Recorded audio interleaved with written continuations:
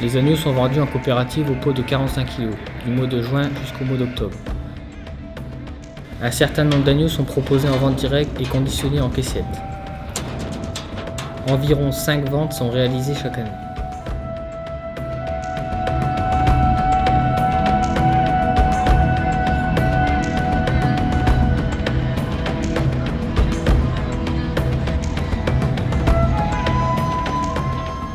La taille des englons est effectuée pour avoir une sole saine et pour qu'elle puisse se déplacer normalement.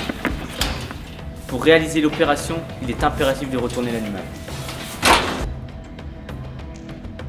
On taille l'englon pour retirer le surplus pour éviter qu'elle se fasse mal.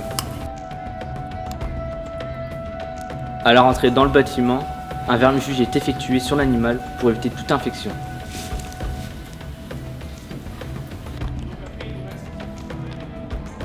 Si la patte est infectée, un désinfectant est effectué sur la patte de l'animal. Le paillage est une étape importante pour le bien-être de l'animal. Il permet à l'animal de vivre dans des conditions propres et saines. Il permet ainsi d'éviter des maladies comme le tétane, un champignon qui se forme sous l'onglon de l'animal et qui l'empêche de se déplacer correctement. L'alimentation des moutons est riche en énergie et en azote.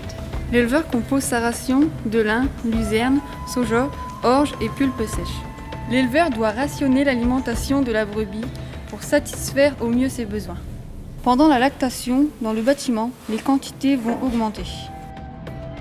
On réalise la tente d'une brebis une fois par an pour son bien-être et pour mieux la suivre durant son dernier mois de gestation. Il faut dans un premier temps asseoir la brebis. Une fois le point de stabilité trouvé, le tondeur va la caler entre ses jambes. Un geste de tonte franc, précis et rapide ne pourra être acquis qu'après de nombreuses tontes. Le but reste de tondre l'animal sans le blesser et en une seule toison.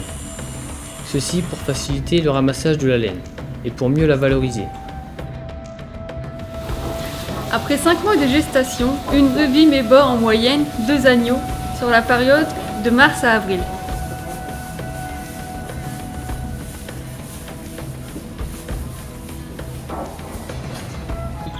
Pour que l'agneau ait les meilleures chances de survie à sa naissance, il est primordial de bien le surveiller. On boucle l'agneau avant qu'il n'atteigne ses 7 jours. C'est une opération obligatoire qui permet l'identification de l'animal. On réalise également la pose d'un élastique sur la queue des agneaux femelles pour supprimer cette dernière.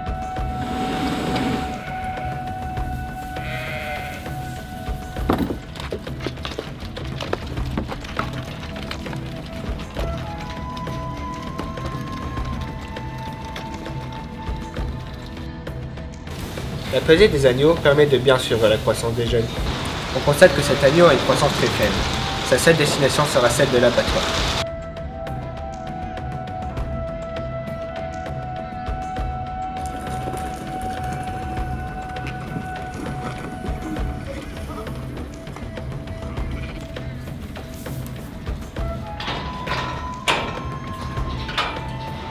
Juste après le vélage, l'éleveur doit être capable d'effectuer les bons gestes.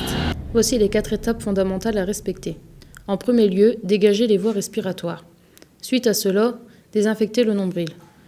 Il faut surtout s'assurer que le veau boive bien le colostrum de sa mère. Cette opération doit être effectuée dans les premières heures pour qu'il puisse ingérer les anticorps nécessaires. Enfin, boucler le veau aux 2 oreilles.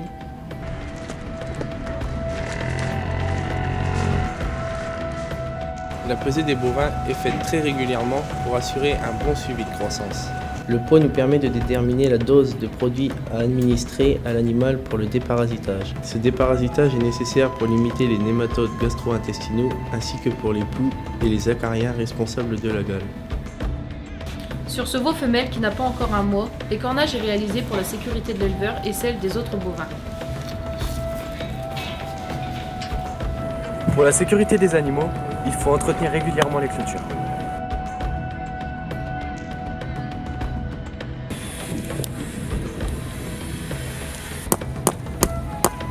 Tout comme les moutons, le paillage bovin est une étape cruciale pour leur confort et leur bien-être.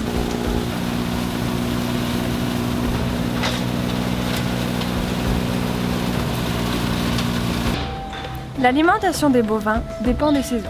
En période hivernale, l'alimentation des bovins est essentiellement composée de fourrage sec, tout simplement car ce sont des ruminants.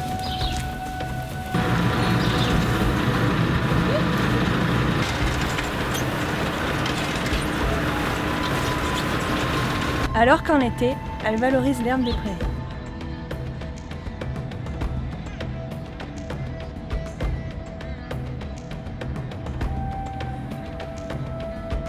Les broutards sont vendus à l'automne en coopérative. Quelques veaux mâles en agriculture biologique sont proposés de la même manière que pour les agneaux en caissette de viande.